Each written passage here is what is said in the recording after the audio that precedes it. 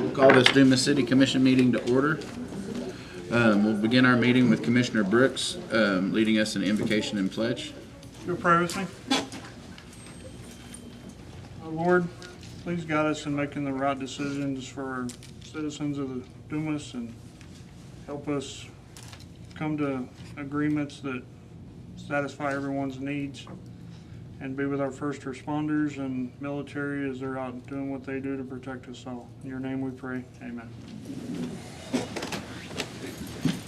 Pledge allegiance to the flag of the United States of America and to the republic for which it stands, one nation, under God, indivisible, with liberty and justice for all.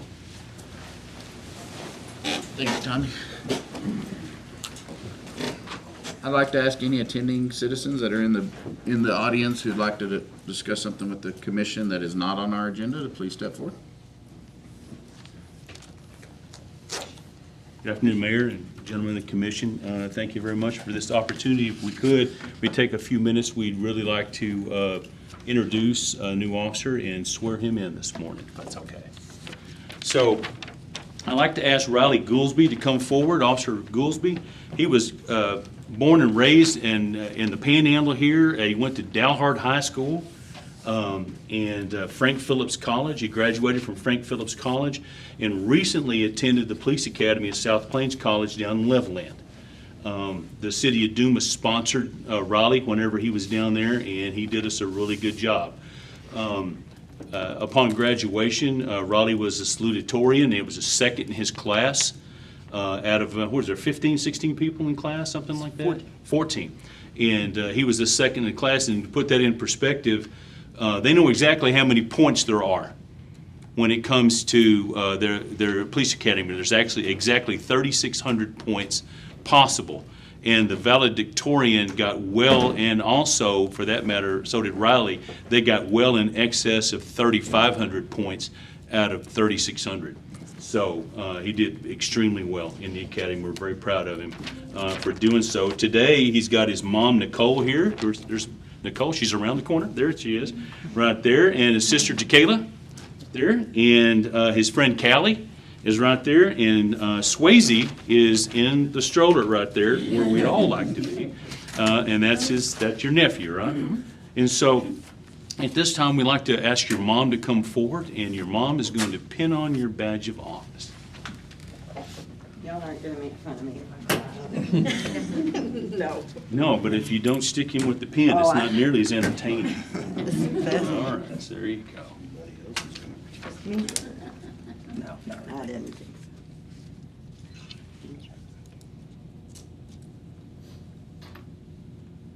Well, you just made that look easy.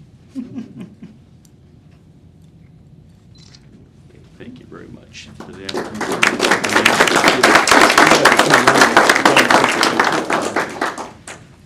John, you want to?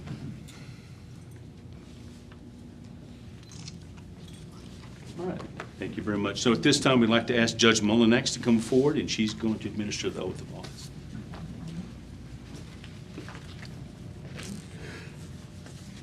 I'll ask you to raise your right hand, and I just read this. You fill in the blanks, and when I call, what's your name and your place of office. This is your statement to appoint this officer. I Riley Goolsby, do solemnly swear or affirm that I have not directly or indirectly paid, offered, promised to pay, contributed, or promised to contribute any money or valuable thing, or promised any public office or employment as a reward to secure my appointment or confirmation thereof, so help me God. I do. Next is your oath of office. I Riley Goolsby, do solemnly swear or affirm that I will faithfully execute the duties of the office of Dumas Police Department, the state of Texas, and will to the best of my ability preserve, protect, and defend the Constitution and laws of the United States and of this state, so help me God. I do. And this is your oath of office for the Dumas Police Department. I Riley Goolsby, do solemnly swear or affirm that I will faithfully execute the duties of the office of Dumas Police Department, with the City of Dumas, State of Texas, and will to the best of my ability preserve, protect, and defend the Constitution of the United States and of this state. I will faithfully enforce all applicable federal, state, and local laws, codes, and ordinances without partiality or prejudice to the best of my ability. I will faithfully respect all applicable constitutional rights without partiality or prejudice to the best of my ability. I will obey the orders of the officers appointed over me according to the directives of the Dumas Police Department. I will abide by this oath, so help me God. I do. Congratulations.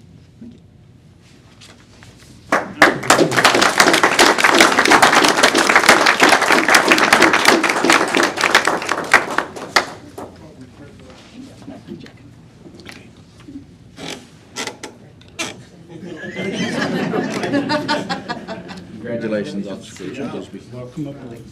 Come on the academy. For you to sign. Oh, no. Oh my gosh, a police officer without a pen? Oh, no, he had one. Had one. Came to meet me. He had one. Blue. Oh, you got him in field Are you his field training officer? That's black. Yeah. That's all I carry. Me too, I don't do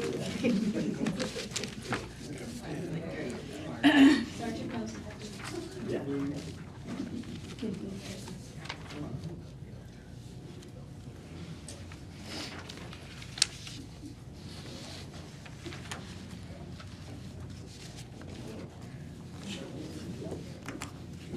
Thank you, sir.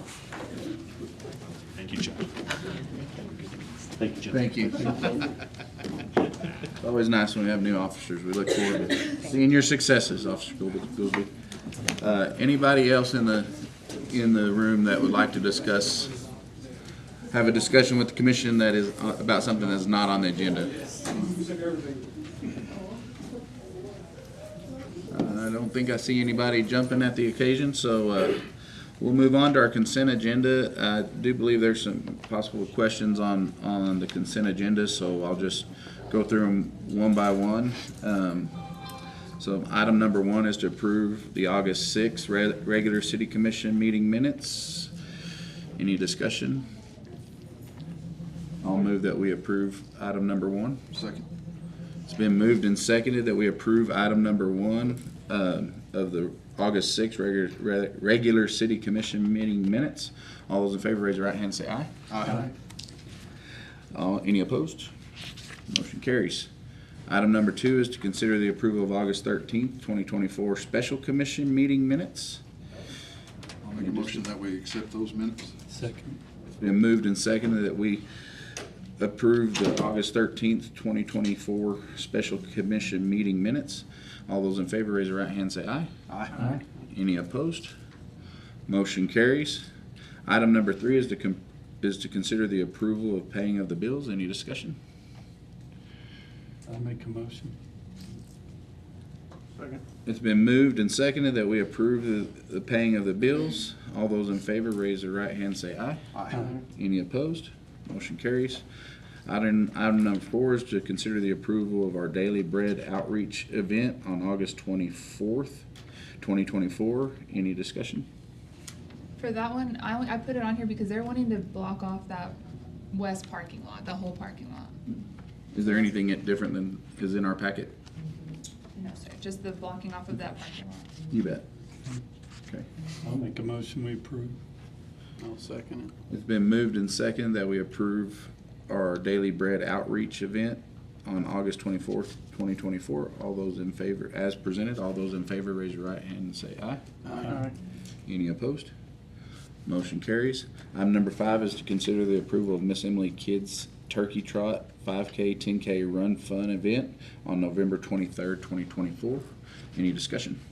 I just had a concern there for our police department on the route it's going, and it's all, seems to be all over the place. I don't really see enough information there. If you could come up and speak, please. So this event won't be like willy-nilly. It's going to be sanctioned by All About Timing out of Amarillo, which means we'll have professionals coming in helping us run our route. I've also already discussed it with Sheriff Hightower, who has let me know that he will have deputies and anybody else that I need to help us cross runners on Maddox. The actual route, the 5K, 10K, will go from Dumas Avenue down through the intersection of Maddox and into that neighborhood there. So most of the running will be within neighborhoods. The only main roads that the runners will be traveling on will be 7th and 14th, which we have already had I've ran 4 or 5Ks here in Dumas with those exact same routes. The only difference is we've never had a 10K in Dumas with the same route. So the extension of the other 5K will be within the neighborhood. So we'll instead of routing the runners like into more main streets to cause any more congestion, we'll have them running within those main neighborhoods back there. We have deputy zones established wherever we need to cross, and we'll also reach out to Tommy and things like that if we need any additional help, or the police department as well.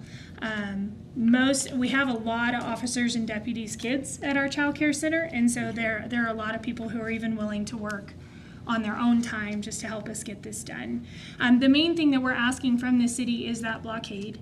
We need that blockade from Dumas Avenue to Bliss, just for a starting line, a finish line, for us to have our silent auction there, for our music to be playing, things like that. Obviously not super, super loud. We're working with, getting with Toppled Turtle and doing an event with them at the same time. So it will definitely be a big, fun event for the whole city to enjoy. I'd love to see a turkey trot come to the Dumas area because we don't have one. And I'm an active runner, and I don't hate traveling for running, but I hate having to go into Amarillo, to do holiday runs and things like that. I believe Brenda will be approaching you guys as well for a more options run the week before. And so if we can get ours approved, we're going to collaborate a double run option so people can get a double medal if they do a candy cane lane run for more options, and then the turkey trot with Miss Emily's, then they'll get a double medal for that. And so this could really be a good event, and she will probably use the same routes as us as far as the 5K goes. Did that answer your question on the route? I was just concerned about, For sure. Shutting down streets and blocking intersections and doing so many of them at one time. Yes. So that's kind of the idea. The 5K and the 10K will run at the same time, so that's less timing with runners on the road. The 5K will be directed to turn off at a certain point, and then the 10K, like I said, they'll be within the neighborhood and then loop around. They'll both end by turning off of 14th and on to Bliss. And this will be, like I said, we really just need help crossing on Maddox. We won't get to Dumas Avenue at all because we'll turn on Bliss. And then Maddox at 14th and Maddox at 7th is going to be the main crossing. And again, we've already discussed that with Sheriff Hightower. Additionally, it's all about timing since they sanction this. They put the markings on the roads, they do all, and it's chalk. It's completely washable. You're not going to have a bunch of signs posted everywhere. They come in, they do it, they clean it up, they get rid of it, all those things. So it's us paying them to come in and do that will keep everything really clean and organized. Has there been any organization with the Dumas PD on the logistics of this? So we started with Sheriff Hightower, and then I found out that we had to come to the commissioners meeting to get this approved, and that would have been my next. I wanted to make sure that we were actually having the event before I went onward to the I PD. think some of the question the commissioner, or at least I, and I think Commissioner Sims have, is the map we got. Okay. The way you described it, Right. we have no idea what this means. Right, yeah. I wasn't really prepared. If I had been prepared when I filled that out, I would have done it a lot better. But does that help explain what I was talking about? Basically, the main crossings are going to be. So are they gonna start like at your place? Yeah, they will start. The start and finish will both be there in front of Toppled Turtle. Nothing's been discussed with those businesses yet. Yes, so we have already reached out to them. When we were in the middle of planning, they were on vacation, and they said they were happy to talk to us about it. They're working with my race director, which is Raphael McHenry. He's the soccer coach. And they're working with him to set up. We don't know exactly what we're going to do to collaborate, but we are going to collaborate somehow. And so where exactly do you need closures? Just Bliss to 7th. Just that section right there, just so we can have a starting line, and that's also where our kids' little Gobblers Run will be. Their little fun run will be. So between like the police department and the sheriff's department? Yes, so, yes, on 7th, from Dumas Avenue to Bliss. Okay, so we need to block off 7th and Dumas Avenue. That, That's for And their, seventh that's and for their Bliss. block event. The race is different.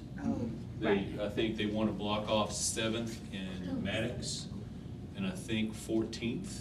And no, then we if I'm don't, not we won't mistaken- need to block anything on the, we won't need to block anything. We'll just need help crossing just stop. runners. We'll just need somebody Stop. there Right, for 7th Street right safety here. for the runners as they're crossing. So the race will cross Maddox at 7th, and I think it will come back on 14th. Correct, yes, sir. And I think it's, do you guys want to go down Bliss, I think, if I remember correctly? Yes. And turn north and head back up Bliss to to 7th Street. Yes, correct. So So to the finish line. You're just blocking off from Dumas Avenue to Bliss on 7th. That's it. That's it. Just like we do for trunk or treats, just like we do for all of our downtown. Like I said, I'm trying to read this and I'm figure sure. out what we're doing. And, you know, the key to these things is I think we definitely need RPD involved. Okay. And so that we have a clear understanding of what's going on. I mean, I don't think anybody's against 5Ks or 10Ks or any of that stuff. Right, for Our most important thing is it's safe. For sure. Right. And, I just wanted to make sure that it got approved before I kept going around and asking people to help. So, That's absolutely. my concern. So like on our form here, if you've been going through the sheriff's office, Well, I stopped at the sheriff's office that morning, and then I stopped at y'all's office, or at the city office, right after, and they were like, oh, well, you've got to get it approved, and da-da-da-da. So I just stopped completely. My goal was to talk to everybody at the same time, but it just happened to start that way. so here on our form where it talks about, where chief wrote X number of officers and all that, the reason that I wrote that on there is I wasn't certain whether or not this was a for-profit or a nonprofit business. This is, I don't know enough about it to right, this is a for-profit childcare center. Make that, So it's not a nonprofit, it's a for-profit business that's wanting to put this on. And so, we needed, certainly, commission direction as to whether or not you wanted to expend PD resources for for what is essentially a for-profit event. it sounds like you've got volunteers. yes, we have volunteers. And in that it's for profit, we are paying for all of our stuff up front. So if it's necessary for them to charge us for officers, like they do for football games and different things like that, we can do that as well. So,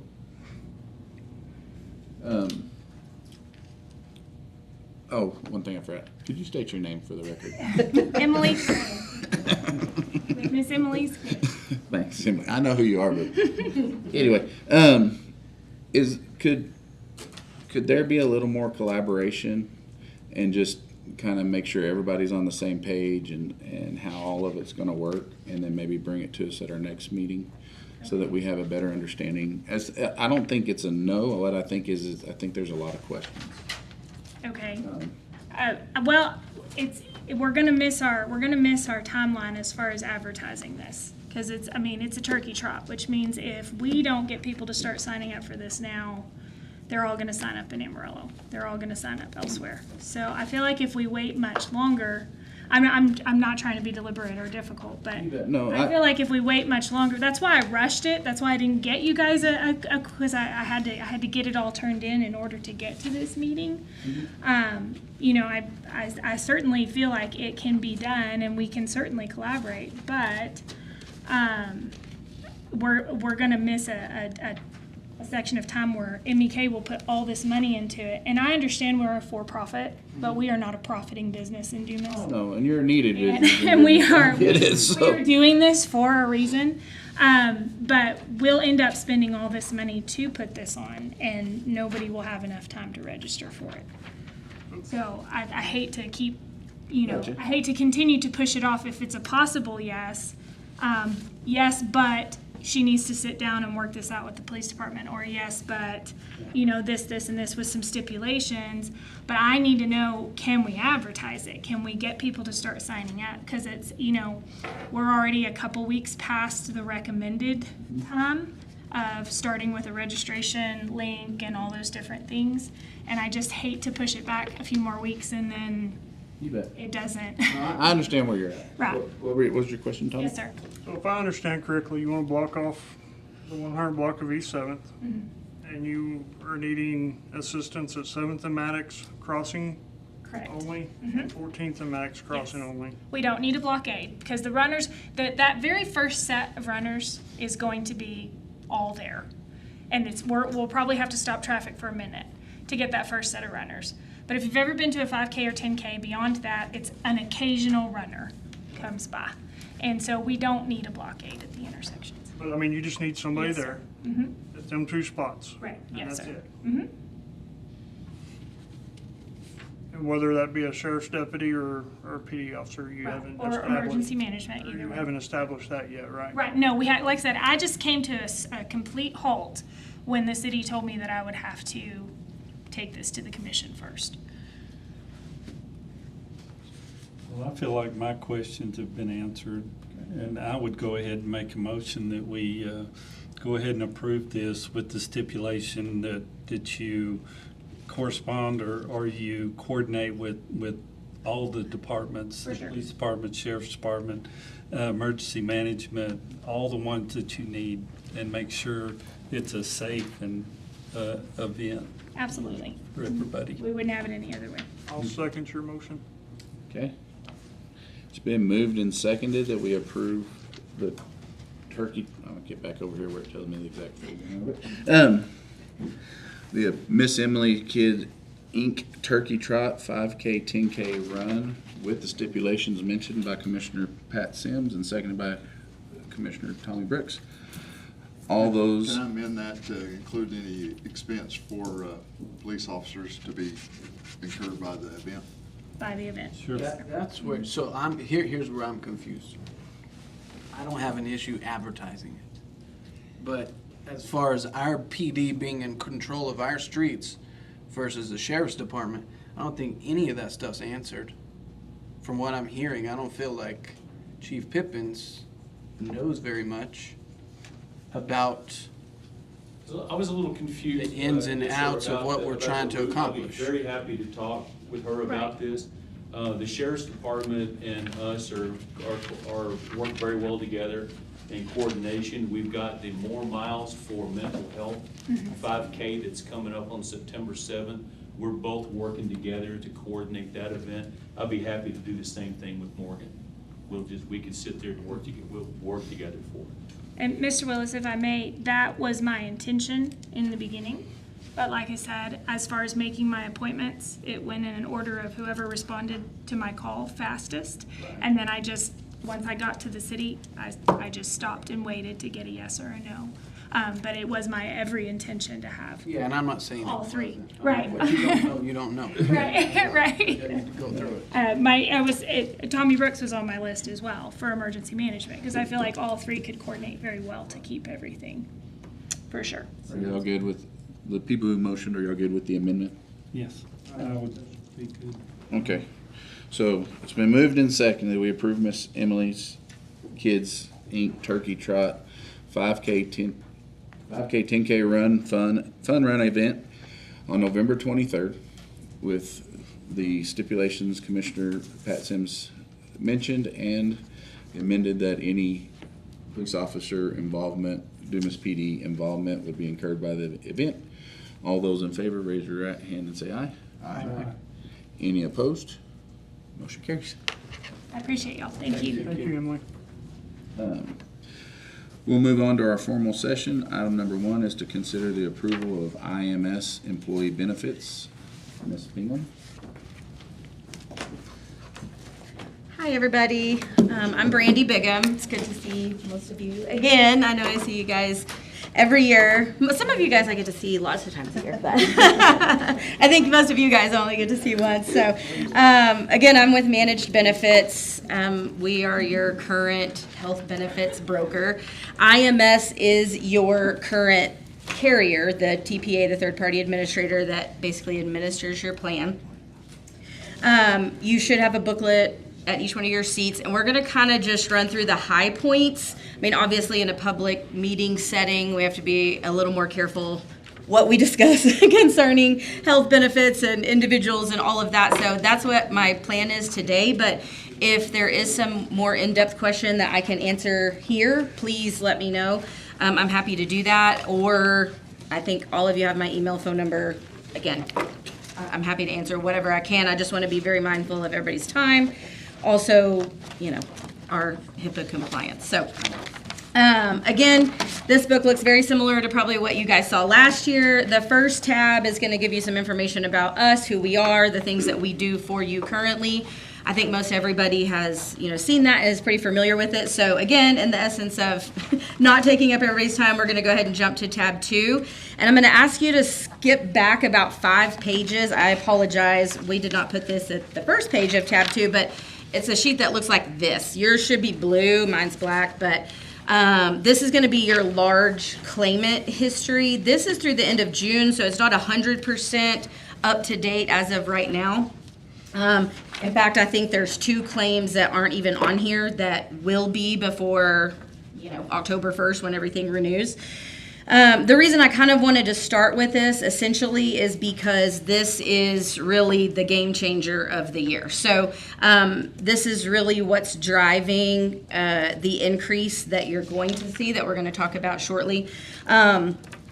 I did, again, black out names in the essence of privacy here. So, but again, I wanted you to see these numbers. Again, your spec deductible is $75,000. And so essentially when an individual that's on the plan has a claim that is over $75,000, the city pays up to that, and then your stop loss carrier pays whatever else is left. So, if it's $1 million claim, if it's a $2 million claim, whatever the case may be, the city pays its responsibility. The stop loss carrier comes in, picks up the rest for you. You have USB right now as your stop loss carrier. We're going to suggest that you change that. So we'll go over that here shortly. But again, I want you to see these numbers. You'll see these claims. There's a medical portion to them, and then there's a prescription portion to some of them as well. So essentially, the medical is running through your medical plan, and the prescription is running through the prescription portion of the plan. And we're going to look at some cost-saving plans that you have in place on the prescription side, and then one more that we're suggesting this year, just to help offset additional costs as well. So these are the top 7 according to the end of June. Again, these numbers have gone up since then on these ongoing claims. It'll note what's ongoing at each line, and then it will show you the ones that are either if the employee's been termed, of course, no longer have to worry about that. And then if it was just kind of a one-off, like an emergency, a traumatic incident that, needed an ER visit, whatever the case may be, but not an ongoing illness.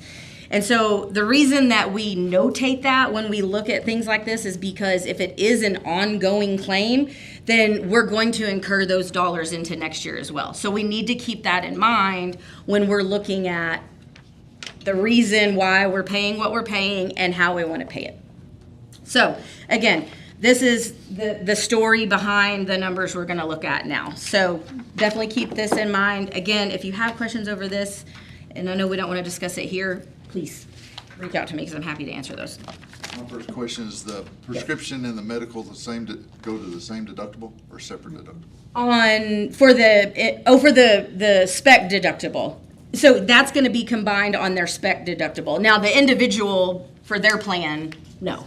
Okay. Yeah, your prescription is going to be different. But when we're looking at total dollar amounts, we want to kind of look at those together and then what we can save on that on the prescription side, which we're going to look at that for sure.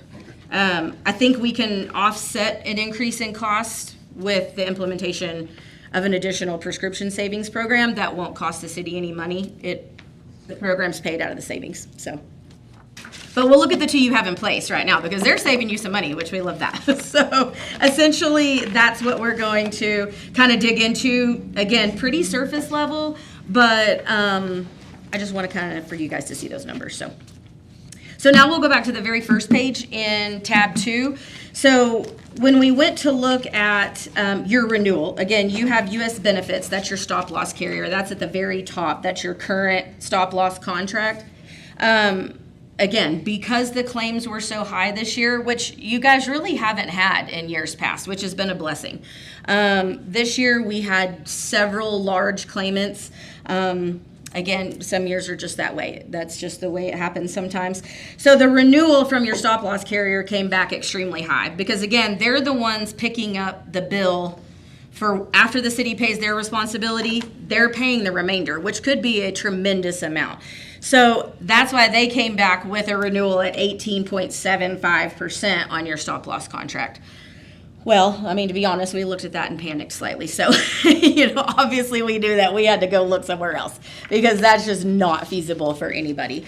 So again, you're going to see a list down that page of all the stop loss carriers that we looked at, in addition to even changing your stop loss contract. So increasing that stop loss deductible, changing some things around to try to see if we could find, something that was better than 18.75%. Thankfully, TPAC came in at a little over 9% on your stop loss contract. They're down there close to the bottom, highlighted in kind of a greenish color. And so again, keep in mind that 9%. I know with self-funded plans, it's very difficult to just say, oh, we're getting a 9.3% increase, so the employees' rates are going to increase 9.3%. We're going to increase 9.3% what we pay, and that's what we're doing.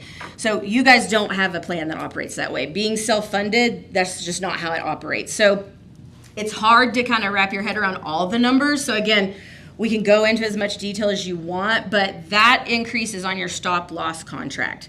And so TPAC you've actually had before as a stop loss carrier. The city has had before. I personally have many clients with TPAC. They're great. You will not have any issues with them whatsoever. They pay what they need to pay. They've been around a long time. I have no problem whatsoever suggesting we move to them. Essentially move back to them because you've been with them before. It doesn't cost the city anything to change stop loss carriers. Again, this was just really, in my mind, a best case scenario considering, the reason they came back at 18.75 on some of these, and you'll see some are 20.6, some are higher. And essentially that goes back to the first page we looked at. It's your claims. So these stop loss carriers are trying to mitigate, their risk. I mean, that's what they're doing. And so when they see a group that has high claims and some that are ongoing, they know that they're ongoing, it's going to be a pretty significant increase. And so really TPAC coming back at, a little over 9, we were really happy with that. And truthfully, I think probably one of the reasons they did is because they've been with you guys before. So I think there's some relationship there that they felt like they would like to come back in. And so they offered a lower rate, which is ideal. So again, it's just based on claims and those ongoing claims. Yes, sir. Are these numbers still good? I mean, it says the quote's good for the 731. So yes, so these numbers are absolutely still good. We had to lock in the option to take that TPAC rate by that date. Now, that doesn't lock you into taking TPAC. It doesn't lock you into anything. It just locks us into that as an option without them going back and taking, like I said, there's 2 additional overspec claims that have come in. I think one came in this morning and there's one that's not on that list. So we wanted to lock in that option as soon as we could because there's more stuff coming in, right? Because that claim report that they got was through the end of June. And so yes, that locks in that option. Do you have to take that option? No, definitely not. But everything is based on these numbers. Yes, sir. Yep. So again, this is your stop loss increase with TPAC. That's what we absolutely are recommending, that you go with them and not stay with USB and have an 18.75% increase, or anybody else for that matter, because they're all just astronomically higher.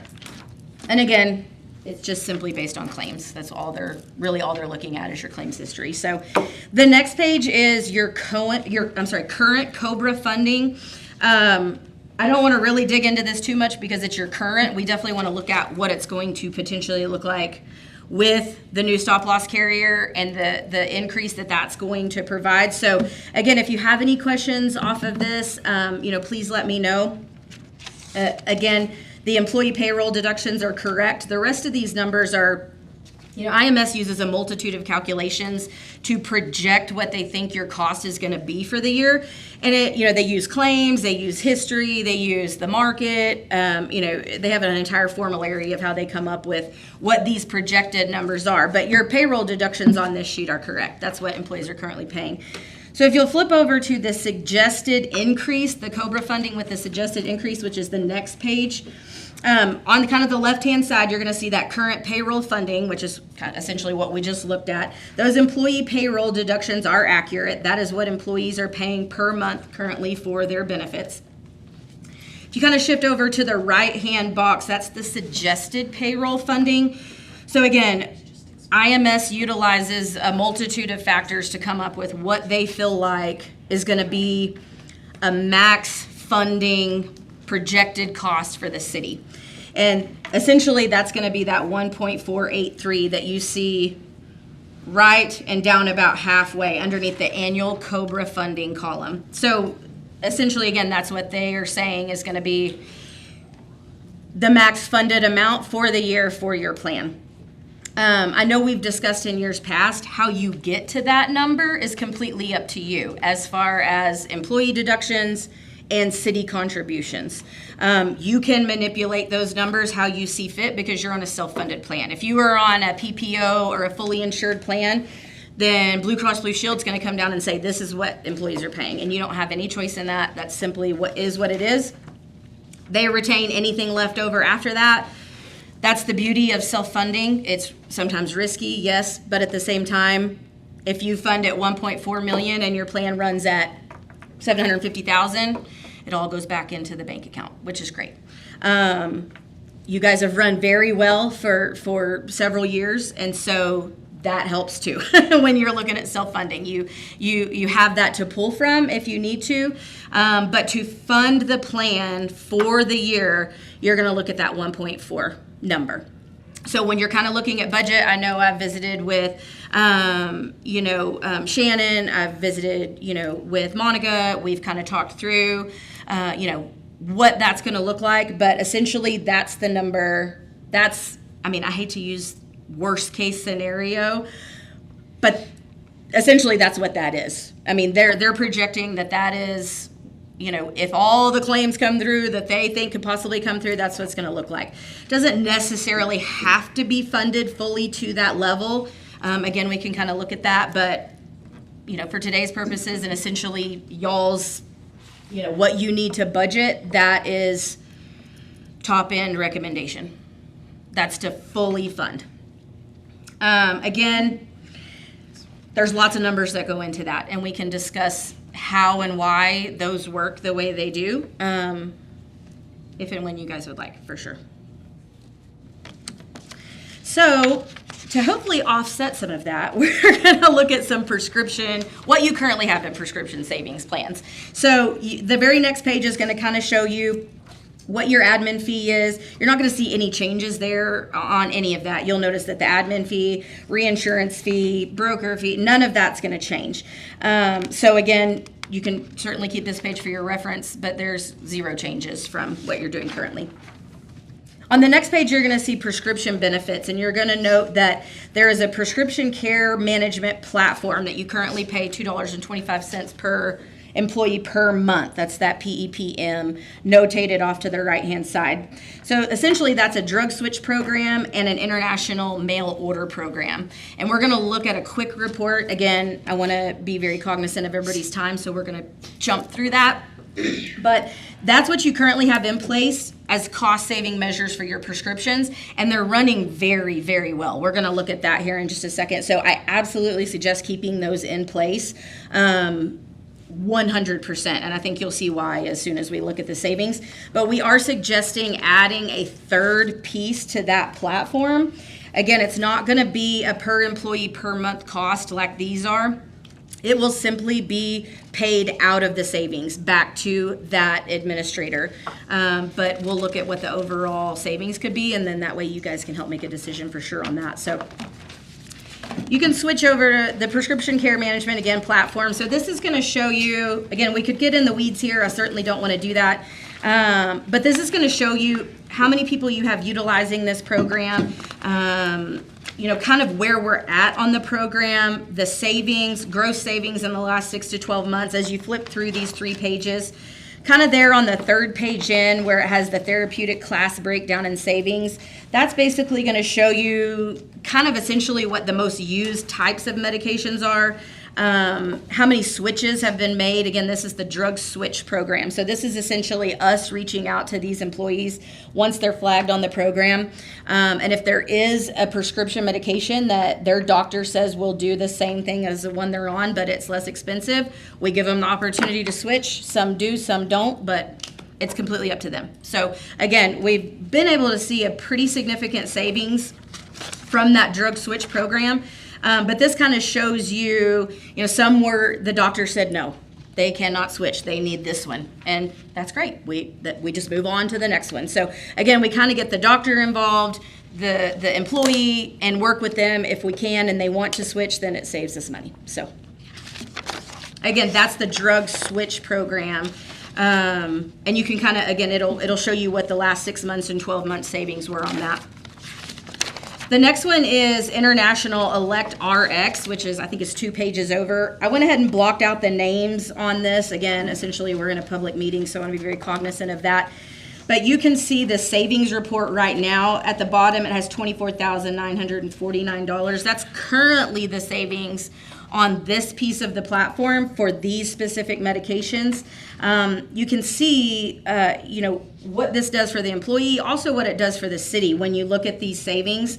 Because again, a waived copay, that's huge. That means the employee is not paying that copay when they join this program. And you can see some of those, $70 may not be a whole lot to somebody. To somebody, $70 a month is huge, right? But there's a $1,500 monthly copay on there, and that employee's not having to pay that now. So again, these programs, in our opinion, are working very well, very well. I mean, you're seeing the savings on this page, essentially close to $25,000 thus far through June. So again, we still have dollars to save here, which is great. The next page is actually a report where we found that these individuals, again, the names are blocked out, they are not utilizing ElectRx, but could be because their medications qualify for this program. And so these could be, individuals that we've reached out to, but they just haven't followed up with the process, or maybe we reached out to them and they just didn't want to do it. Again, it's voluntary. I mean, we can't force them to get their medications from Canada if that's where it's, less expensive from. But again, this is a potential savings that is current right now. So there's a $38,000 savings that we're not even seeing that could be. So again, that's a little bit more cushion room off that 1.4 total that we were kind of looking at. And so this is something that our team, I get with Monica, Shannon, we get, obviously we have the employees' names that these medications pertain to. We try to work with them, their doctor, whoever we need to. So we do that internally to try to get these individuals on the program and save the city this money. And that's essentially what we'll keep doing. So again, you're looking at savings that you're currently seeing, plus you're looking at savings as a potential that we're just not realized yet. Hopefully we can get those. So when you're looking at that 1.4 fully funding, just keep in mind that there is a little bit of cushion room there because there are savings out there to be had. And so lastly, on the prescription benefit platform, there is a program called Payer Matrix. And so essentially, this is kind of like a grant program in that the specific medications, there are only specific ones that are covered that Payer Matrix can participate in. I will say this is not a voluntary program. This is a program that if an employee is flagged, we're going to look at the next page right now, you have one. If an employee's medication is flagged, if this program is in place, then the employee will need to go through Pay Your Matrix or they will not get their prescription filled. So that is one of the small hiccups with this program. I think the $21,000 in savings on this one script is well worth that because that is running through your plan right now. So again, essentially a $21,000 savings, which you can see on the next page. I'm sorry, 23,000. So only one's been flagged. It's an Ocrevus prescription. Again, any of these prescriptions we're looking at that are on any of these plans are your big name brand, what you see on commercials, you know, Ozempic, Rinvoq, Ocrevus. I mean, it's just, yeah, if you see a commercial for it, it's probably on this program, right? They're just expensive. They just are. So again, instituting the payer matrix isn't going to cost the city anything. Payer matrix essentially will take a percentage of the savings. But the thing I want you all to consider in moving to this program is that it changes your PBM, which is your prescription benefit manager. Now, your employees can still go fill their prescriptions. They go to CVS, they're not going to see a disruption in that. They can still fill their prescriptions wherever they want. They will get a new card. So we will, if this is a route to go, we'll certainly emphasize that during open enrollment, that they will be expecting a new card, and the first time they go fill, they will need to present their new card at their pharmacy. So that in turn means that if you have a 90-day mail order, my team will get with those. We have a report of every employee that has a 90-day mail order. We'll get with them, get that switched over to the new PBM before 10/1, and everything should be fine. So we've instituted this with much larger groups than this one. There are some growing pains in the first month. I mean, I will be 100% honest with you, because we all know that, well, people are people, and you can tell them they're getting a new card, and you can tell them to take it to the pharmacy when they first fill it. Does not mean that they are. So again, but you shouldn't feel that disruption, because again, they're going to call me. They're going to call me and they're going to be like, Brandy, Dorothy, this pharmacy said they can't fill my prescription, and so we can even, fax or email a copy of their card to the pharmacy right then. I mean, we've done this 100 times. But again, I just want you to keep in mind that first month there is a little bit of disruption. Again, in my professional opinion, 100% believe it's worth it. Again, I think Monica might feel some of the disruption because she'll get the calls too. She'll get the same calls that we get. And I think she was okay with that as far as, getting a few phone calls. But again, I just want to be transparent in that there will be some phone calls on that. But again, I think the savings are 100% worth it. I feel like anytime we can get savings like that. And this is just one prescription. During the next 12 months, you could have 2 or 3 people get on prescriptions that fall under Payer Matrix and save 2 or 3 times that. I mean, the potential is there, and if it's certainly not going to cost the city any more money, I just don't see why we would not, institute that. Especially considering that, I think the likelihood of more people getting on that stuff is higher than not. So that's an option for sure. So I want you guys to definitely keep that in mind as we're moving forward. So again, you'll see the savings in the green on that page as well. So I guess in a nutshell, I know for budgeting reasons, again, that's why I kind of give you that worst case scenario number, because I know for budgeting reasons, that's kind of what you have to have. Now, again, in my professional opinion, and I actually consulted with multiple other people in our industry. I actually spent 2 hours this morning on the phone with the owner of my company, just to make sure, because I don't want to steer you the wrong way. That's not why I'm here. I fully think that you can underfund that slightly with the cushion that some of these programs provide and be great. Again, as a self-funded plan, you have the freedom to do that. And that's where your self-funded plan is so different than a traditional fully insured PPO or something like that. You don't have any freedom there, and you can't institute the prescription savings programs. Now, in the future, I know in years past we have presented those options to you guys. It's never made sense before. I will be honest, this year I did not at all even shop a fully insured plan because your run out costs to get out of this plan currently are about $289,000. And that's simply to finish paying off claims and get out of this plan. Just because the claims were high this year. I mean, it was just a high claimant year, and again, it happens. I didn't really feel like that was a route that anybody wanted to go. To get out of this plan and simply go into a plan that's going to cost you more anyways. Because again, with a high claimant year, every carrier is going to look at that and, kind of step back a little bit. And especially because you have at least 3 that are ongoing. So, those are going to be around all this year too. So I really feel like TPAC came in great at your stop loss, renewal. Again, claims are going to have to be paid, so you can't just tack 9% on an employee rate and that do the trick. We're going to have to look at the numbers, and of course that's where I get with these ladies and do that. But again, for budgeting reasons, I just want you to see that number and understand what it would cost to get out of the plan, why we didn't necessarily look at fully insured this year. Potentially we can next year. If that's what we want to do, we absolutely can. And if you guys don't have any questions on medical, dental, and vision, super easy because there's no change to either one of those this year. So those are the next couple of tabs.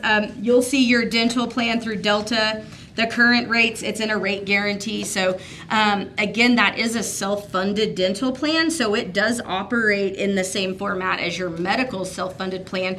So these rates are, suggested, and when I get with these ladies, if maybe we need to move something around, we can, again, you have the freedom to do that, which gives you a little bit of cushion room. But for the employees, essentially, they'll see, you can keep rates exactly the same, fund the plan exactly the same. The plan itself is exactly the same. They're going to see no changes whatsoever. Unless we want to, work on the rates, reevaluating those in some way, shape, or form. But as far as from the carrier, rates are the same. Plan's the same. Vision, very last tab, is the same way. There are currently 2 vision plans in place. There's a standard and a premium. Those are in a rate guarantee as well, and so you're not going to see any changes in that. The employees won't see any changes in that. They still have the freedom to choose from either plan. They won't see any changes in their rates, where they can go to the doctor, what they need to do, anything like that. So that's always nice at enrollment meeting time that they can kind of see that. So. And I guess that's all I have. I'm happy to answer questions here. But again, I just wanted to be very cognizant of everybody's time and obviously privacy things. So if there's something that I can answer now, I'm happy to do that. If not, I can certainly stick around. I can, visit over the phone, email, really, whatever you guys need from me. Randy, will you mention the 318, the 18-cent increase? Oh, yes. Delta Dental? So that is an administrative increase on Delta. So essentially right now, I believe that the city, so it shows a $21.94 on the employee only rate on your Delta Dental. You'll notice down at the bottom, there's an ASO fee. So that's essentially the administrative fee that you pay to Delta to kind of administer the plan, because a self-funded plan essentially it's just a lot more work on the insurance carrier. There's a lot more numbers to manipulate and things to move around. So you do pay them an administrative fee, and instead of $3 this year, that'll be $3.18. So again, that 18 cents, if you want to, however you want to do that, you have the freedom to, if you want to, instead of, the city can pay the 18 cents, the employees can pay the 18 cents, you can half it, it really does. It's however you guys want to do that. So, yes, thank you for that. I apologize. No, no problem.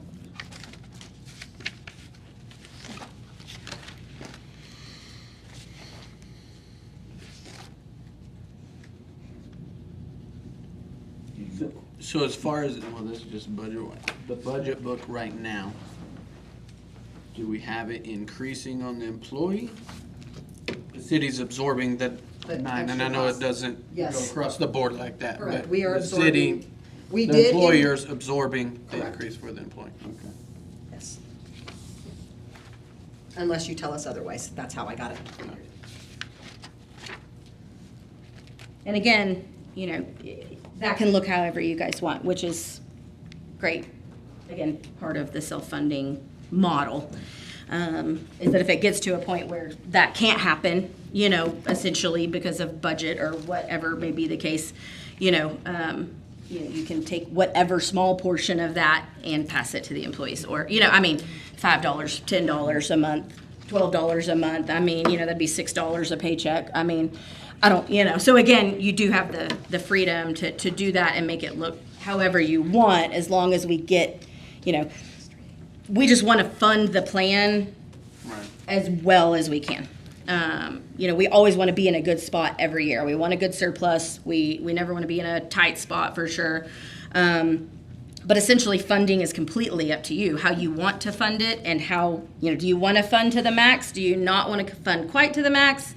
Do we want to fund 85% of the max? And then how do we want to do that? Do we want employees to pay this and we want city to pay this? Again, you have the freedom to do all of that. Yep.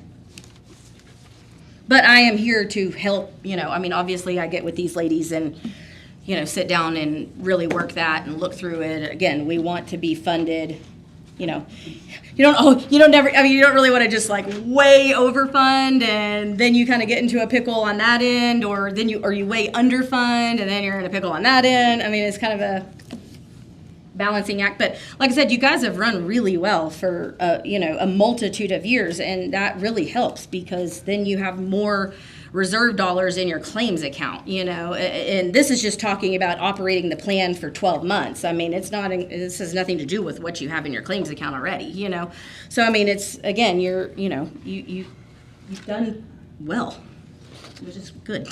So even when you have a tough year, which I'll be 100% honest, this was a tough year. When you are looking at tough years, this is representative of one, no doubt.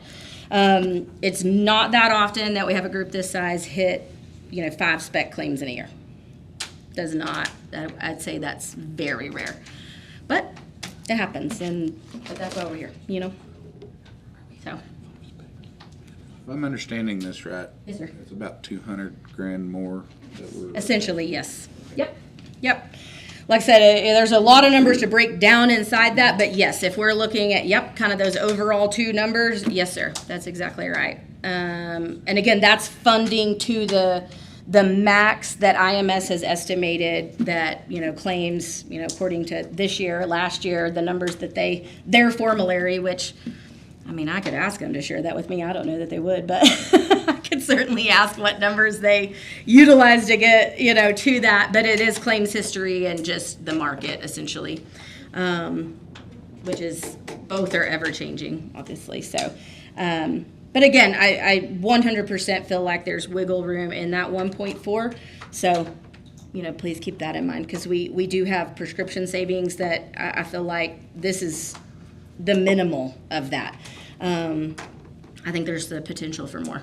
So, but this gives you what we know of right now. So what we're considering right now is using TPAC, Pan America, with Delta Dental, and yes, sir.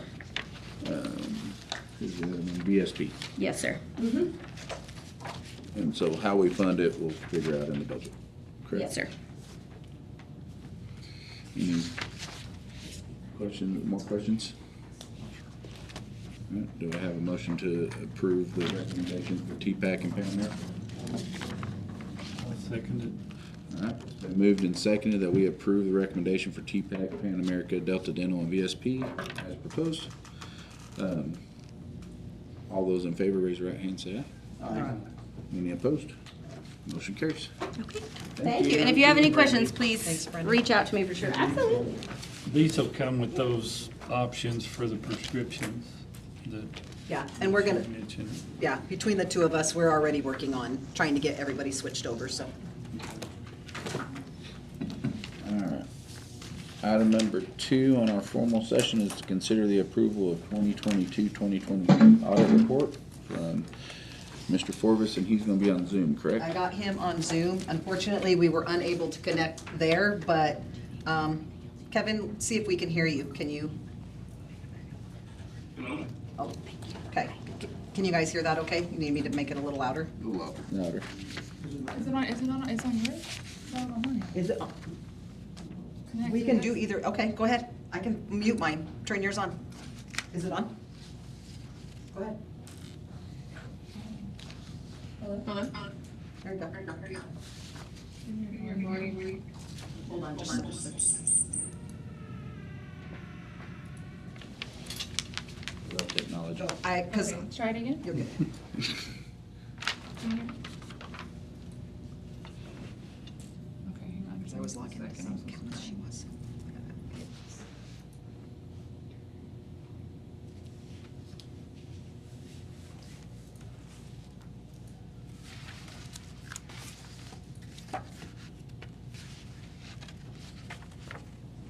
Okay, try it again. Sorry, I'm so sorry.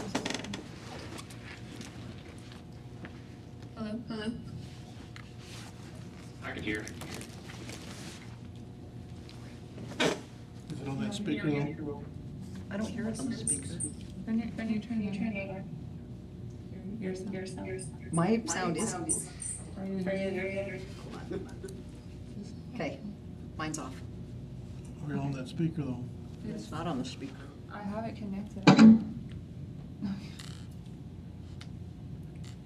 me see. Kevin, can you hear us? Mr. Kemp, can you hear us?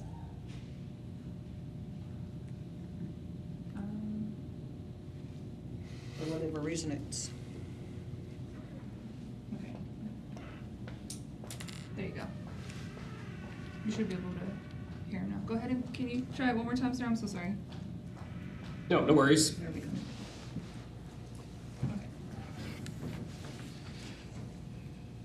Okay, Mr. Kemp, if you want to walk us through the audit? I do, Mayor and Commissioners, I do apologize for not being there in person today, some scheduling travel conflicts, but I did want to spend just a few minutes to go over the results of the 2023 audit of the City of Dumas. I do believe that y'all received some drafts late last week. I'm going to focus the most of my attention on the one that is labeled City of Dumas AFR Draft 8824. This is about 68 pages. I promise I'm not going to go over every page in detail because I know time is limited here. Before I do get into the results, I do want to personally thank Ray, Shannon, and Karen. Changing auditors is hard. And to couple that with the fact that, you know, you did have a change in finance director before the end of your fiscal year, and I know it took some time to get everybody back in place. And new auditors love to ask a lot of questions, and we're still asking questions, but they have been very diligent to answer our questions timely and as efficiently and as effectively as possible. So I do want to thank them for that. I'm on page, or I'm just going to do PDF numbers, PDF 7 of the audit report. That is our opinion. And basically it says we did our audit in accordance with generally accepted auditing standards. And based on our audit, we believe these financial statements are presented fairly in accordance with generally accepted accounting principles. So a clean, unmodified opinion, which is the highest level of assurance that auditors can give under the standards. So I think that's probably what y'all have grown accustomed to receiving, and I'm happy to say again for the 23-year clean opinion. Now, I know this, you know, we're about to the end of fiscal year 24, so these numbers are a little stale by now. So don't want to spend a lot of time on the numbers themselves. I do, you know, your statement of net position is on PDF 13, beginning of page, or actual page 4. You know, your balance sheet, Ray and I have spent quite a bit of time discussing cash and cash equivalents and investments that are available, to use at the end of 9/30/23. It was right at 2.6 million. You did have a lot of other restricted cash tied up into your utility funds, about 9.1 million. I think that's been earmarked for construction. And then you do have this year a pretty large note receivable balance related to the ARPA funds that y'all gave to the internet company. You know, that is full on right now. I think they began making payments during '23. So that would maybe a new number that you'd see if you kind of compared this financial statements to last year. From an operating results for just fiscal year '23, that begins, that's the statement of activities, which begins on PDF 16. For your governmental activities, those activities which are primarily funded by taxes, you did finish the year with a positive $249,000, I'll say, net income. The big point, the big part of that is the 1.7 million that you got to recognize from your ARPA grant this year. As you know, you've had to cash for a couple of years, but you don't get to recognize the revenue until you have a qualifying expense. So again, that grant revenue kind of helped this year. Your business type activities, your utilities, had a very strong year, $1.9 million net income. I know there's always questions about what should rates be and things of that nature. I think the only utility that whose year was maybe a little less than I would have expected would have been your water utility. It actually had a little change in our net income of about $7,000. That's after it did transfer out $388,000 to other funds. So before the transfer, you're looking at $400,000 in net income. To see that breakout, that is actually on page 25 of the PDF, our actual page number 13. The other thing that you'll see through the various balance sheets, and Ray and I have talked about that, is the various funds, the due to, due from, our intercompany balances. There are some, large balances between the various funds. Our recommendation is, and I think these have been in existence for a couple of years or maybe several years. So we really couldn't tell, we didn't go back to the origin of these, but that's probably something that y'all want to look into, identify, and make sure that those get paid off or appropriately kind of forgiven if that's the route that you want to take. Anybody got any questions on your initial review of the financial statements that I can answer now? Otherwise, I'll just keep moving. I guess I'm confused on what you're talking about as far as these funds that have high balances. What page are you on? I didn't hear that. What page are you on that you're talking about the high balance, the due to and the due froms? Can you give them that page again that you were on? So it's going to be on multiple pages, but if you'll go to page 11, PDF 22, that is your statement of net position for proprietary funds. I can kind of give you an example. Okay. So about the 7th line item down under assets, you see due from other funds. Gas utility is owed $1.5 million, and your capital replacement to the far right is owed $1.4 million from various funds. And if you go to the next page, So in a perfect world, we should be paying that back to those third funds. line item, due to other funds like waste management owes funds $1.3 million, and your golf course owes funds $1.1 million. And again, that's just a byproduct of moving cash from fund to fund over a number of years. So. Okay.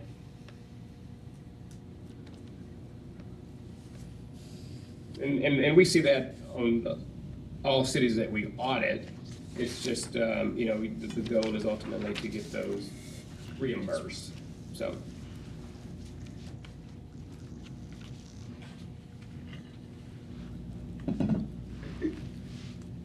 We need to get into the footnotes to the financial statements. These are going to be very consistent year over year, other than the number changes. You don't want to spend a lot of time on that. The one thing that I always like to point out is, y'all do participate in the Texas Municipal Retirement System. As of, and they're a different year end, so as of December 31st, 22, you all were 77.22% funded. I'm on page 61 of 68 now. Or number page 49. So you'll see a 9-year history. Ultimately, it'll be 10 years, and then years will start dropping off. So you'll see high water in 2017, you were over 100% funded. And then at 22, at the end of 22, you were down to 77%. A lot of that is driven by market performance. So at the end of fiscal year 20, or calendar year 22, the market was down. So a lot of these cities that we audit, their funding had went down significantly. Again, you are making your actuarially required contributions on a monthly basis. So there's nothing wrong with that. I was just pointing out the percent funded. And most people will say that an 80% funded plan is a strong plan, and I fully anticipate at the September 30th, 24 audit, that number will be over 77%, or over 80%.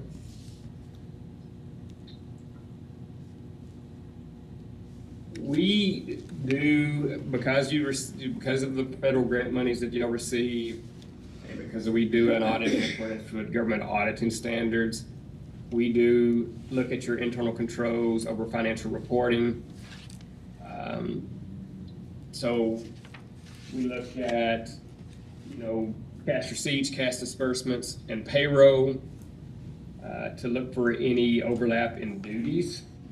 We did identify some instances where employees had access, like they can add a new employee to the payroll register, or they can approve an invoice for payment, or set up a new vendor, coupled with reporting, like who records the information in the general ledger, or monitoring, who reconciles the bank statements, who reconciles payroll records, things of that nature. So anytime we see overlapping duties, we look for compensating and complementary controls, which you do have some in place, but we do think that there is an opportunity to strengthen your internal controls in certain areas, and happy to work with Ray and Shannon to identify those and see what could be cost effective and efficient in that respect. But we did have a finding that we had written up regarding that that is included in one of our deliverables. So that would be a material weakness. The other material weakness that we identified is just due to the volume of journal entries that we had to make at year end or after year end to get the financial statements in accordance with the generally accepted accounting principles, that we recommend that you work on a kind of a year-end close process to make sure that accounts are reconciled timely and are reviewed and approved by someone else. Again, I think a lot of this was a byproduct of just the change in finance directors, before year end. I think we can work with Shannon in this year to make sure that she kind of knows what we're looking at, some of the adjustments that we made, and I'm confident that the number of adjustments that we have to make this year will go down. But again, that's something that we are required to disclose to those charged with governance. And happy to go over that more in detail or answer any questions about those two findings that we had.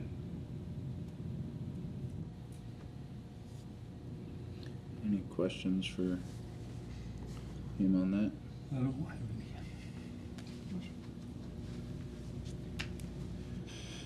Any questions over the audit?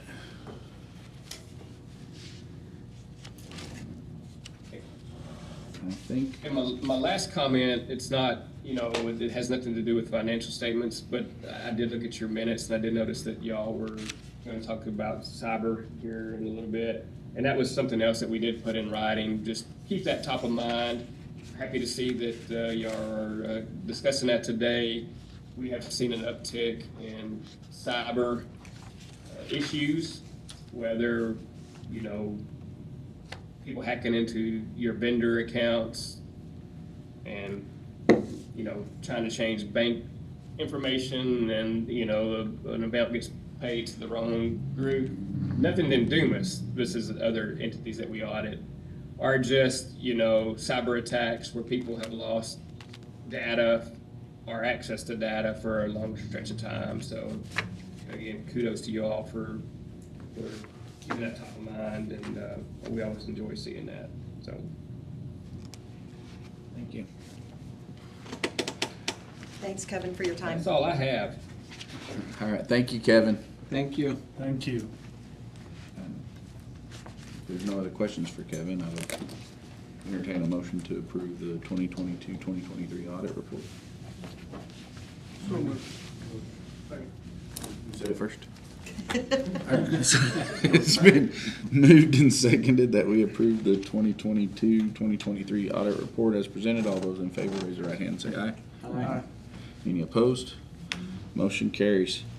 We'll move on to item number 3 of the formal session, which is the public hearing on the intention of the city to adopt a tax abatement, I believe is what it should say, guidelines and criteria pursuant to Chapter 312 of the Texas Code. Ray? Thank you, Mayor. This is a project that we're working in hand with the DEDC, and it's just some of the legal stuff that we need to do. Turn over to Brian. You want to comment on that, Brian? Yep, and this is public hearing, so we'll want to see if anybody wants to comment, but just that, we have to have a public hearing before the action item on number 4 to elect to participate in tax abatements and adopt the guidelines and criteria. The guidelines and criteria are just that, criteria to kind of give an applicant the application process and the criteria for what y'all are looking at when you're going to be evaluating granting a tax abatement. So we looked back in city records and there was some few mentions of tax abatement stuff many years ago, but we could never find clearly that this initial resolution electing to participate in tax abatements was ever adopted. Couldn't find any tax abatement guidelines and criteria, so we just kind of started the process from the beginning. So this is basically dotting our I's and crossing our T's. And the guidelines and criteria are valid for 2 years, and then they have to be readopted.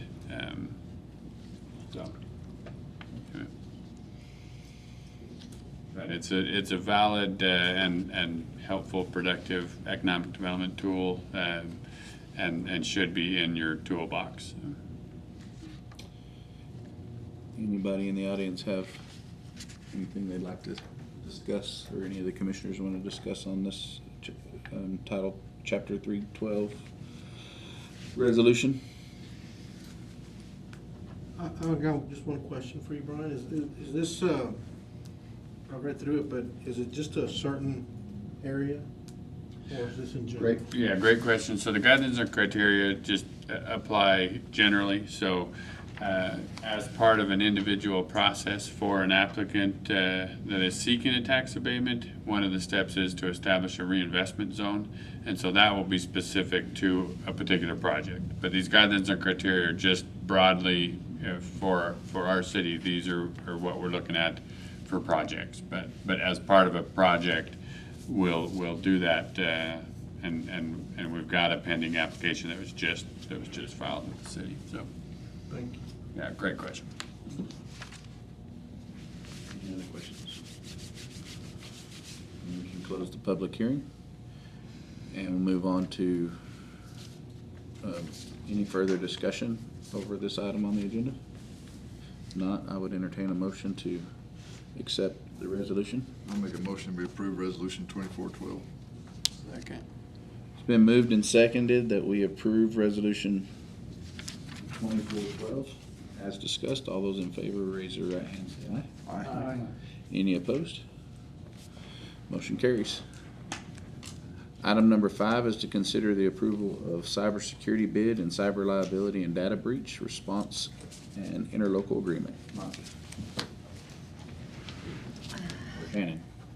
Whoever would like to talk.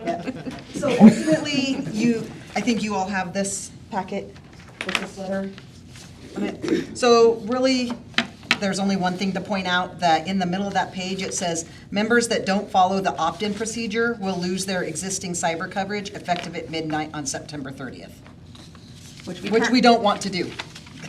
And we currently do have it. We are the Core Plus, so that's, and pretty much is our fee's gonna go up from $247.24 to $1,250 a year. And they're ultimately giving us the option to opt in or opt out, but we don't want to opt out. I went and got some bids Other from bids. Stidham, and he said there's nobody else that's gonna beat what TML's offering y'all. He said he looked, and all his underwriters, they were coming back way more. He just didn't get no written quotes, but he said you're pretty much getting the best deal that you're probably gonna get anywhere through TML. So it's just going up that 250. It's go- 1,000. Yeah, it's going up 1,000, because it was 247.74 at the very bottom But there. for the Yeah. renewal, it's gonna go up to 1,250 to continue their coverage with them. Some things have changed. From 2 million, it went down to 1 million on the total limit of liability. So some things have changed as far as their coverages, but for the most part, it's pretty much the same, just on some of the limits have changed and the price. I think we're getting less for more money.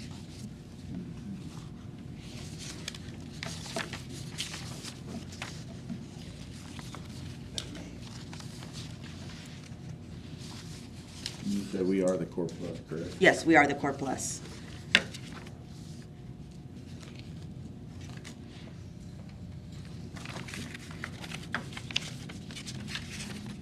Mayor, I'll make the motion to continue with TML's Core Plus cybersecurity.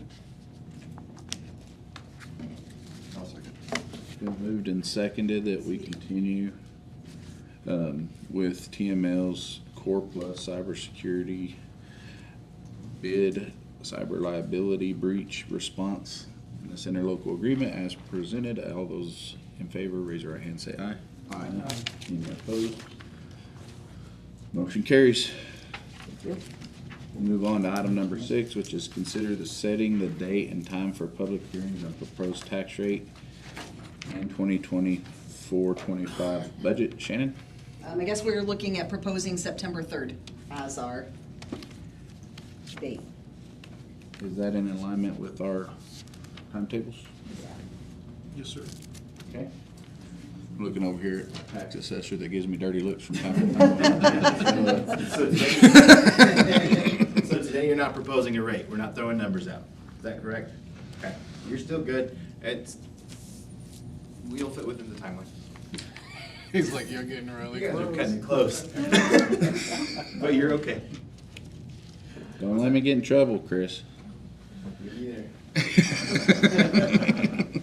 All right. I'll make a motion that we set September 3rd, 2024 as the public hearing for the proposed tax rate and proposed budget. Second it. It's been moved and seconded that we approve, say, the time and date, which I'm assuming the date is here on September 3rd at what time? 11:30. 11:30? Okay, It'll be one of your regular scheduled meetings, sir. perfect.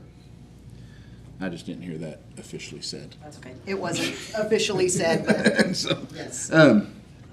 So, as just presented, all those in favor, raise your right hand and say aye. Aye. Any opposed? Motion carries. Item number 7 is to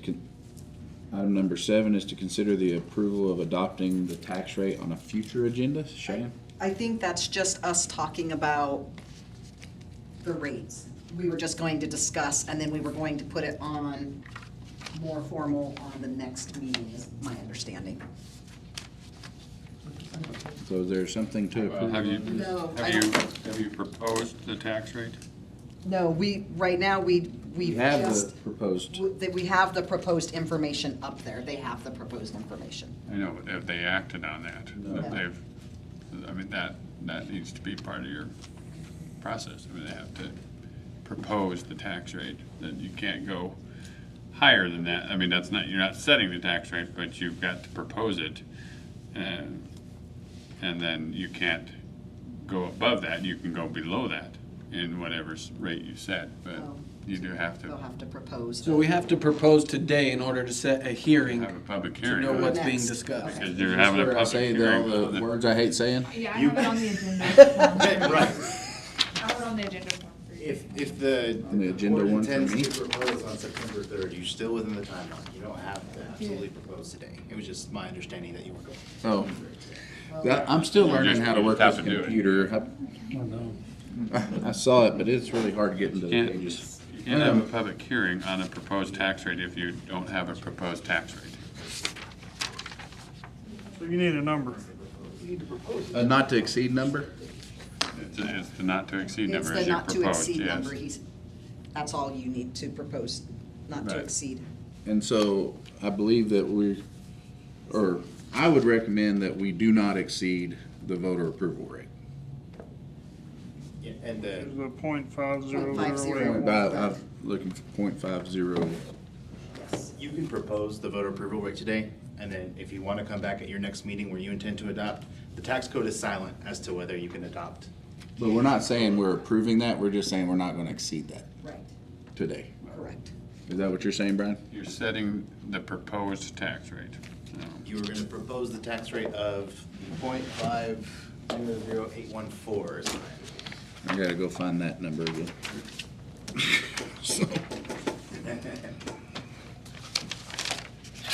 So at our next meeting, we could actually make that number lower. Lower, correct. Can't make it lower if we choose. Correct.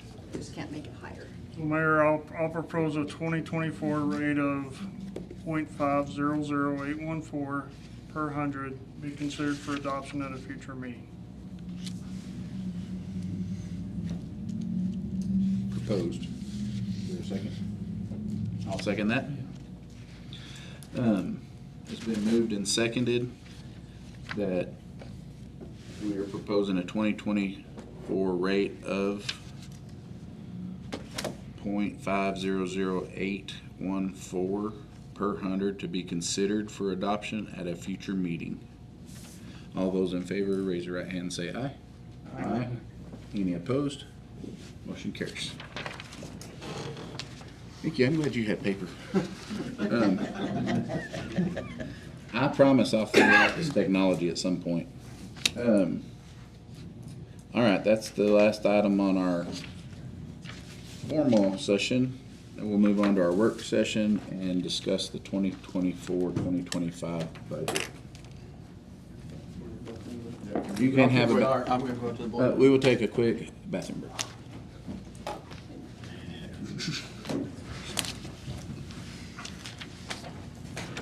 No, you can't go to the restroom. How dare you?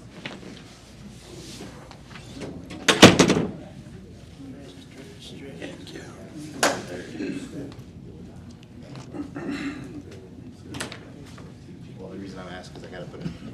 Do you need a iPad class for Mayor? Yeah, I'm not an Apple guy, so this is, and I got this one side and I gotta flip it, but I wish it would give me like the pages or whatever. I just scroll up and down mine. Yeah, but there's a lot of pages. If you stay up with it. I wish there was Actually, a two. way you can On hold my the Surface, I can have 2 pages. I can have like that page that says what our agenda is, and then move over here to another page. But I can't do Well, I it. keep my agenda on a written side man. Yeah, see, I don't have that. I need, that's a good idea. You can pick up an agenda as you walk in the door. So, that's a good, that's what I'm doing, is going back and forth, because I got, So, I keep my agenda on the written page right beside me, and then I'll stay up to date on that computer. gotcha. That's the trick. Then you don't have to go back and forth. Because it's like, Well, well, that, Mike just gave me this. Oh, okay. He I had just this. print the agenda off on a paper copy, and then I go through this, and then if I get lost, I can go back. Right, that's what I do. Well, I'm trying to use the spirit of saving trees. Yeah, I know. And so, Also, though, there's a bunch of printed agendas. I will grab one of those next time. Grab one of these and come in, and you got it. Like I said, navigating this thing is, I'll get there. I'll figure it out. gotta read. But that is a great idea. I've read it and I know those things are there. I just don't know where they're at. Well, the problem is you got it in the front and then you gotta scroll Yeah. to get to the material. And then you gotta go back to the front to read it again and go back. And then I do it on my phone. He sends it to me on the phone. So I'm over here doing the same thing. and You then gotta scroll sometimes back to the front to read it. time's out, so you have to start it again, and then This is my favorite time of year. I don't know. I've been an Apple guy for a long time, so I'm just used to it. Yeah. I can't work the other side. from what I I'm can seeing. get- Yeah, I can't, In the can. my daughter, had an Android phone for We'll get it figured out. you bought. Someone's bound to. Way I Take to the river. understand it is, I couldn't even use the thing. I don't even know how to use it. I kept pushing the wrong button. increased $273,000 with the tax. Which is basically one water well, Yeah, so if we leave it, Half a water or half a water well. We gotta get it this time. Not even half. No, I don't think it's even, well, it might cover half of the water well. That's how deep we gotta go. Anyway, all right, we got everybody back, except for Ray. Yeah, he just walked out. He can play catch up. All right, so let's discuss our budget, Shannon. All right, what part would you like to discuss? We haven't changed much from last time. I will just give you the short version. I have added $20,000 in to replace sirens. Ray can give you more information on that. And officially, prior to now, it didn't appear, as you all know, we pay somebody to come in and monitor water stuff, oversee the licenses, because we don't have all the licenses. We pay that contractor $80,000 a year. That wasn't included in the budget. It is now included in the budget. It's split between water and wastewater. that's Mr. Rojas, correct? Correct, yes. And I think, and the only other thing is we decreased our health benefits revenue just a little bit to, we thought, once we started looking at it, we thought that it might be a little high. So that's all that's changed since you guys got new books. And on the sirens, I can speak to that. Perfect.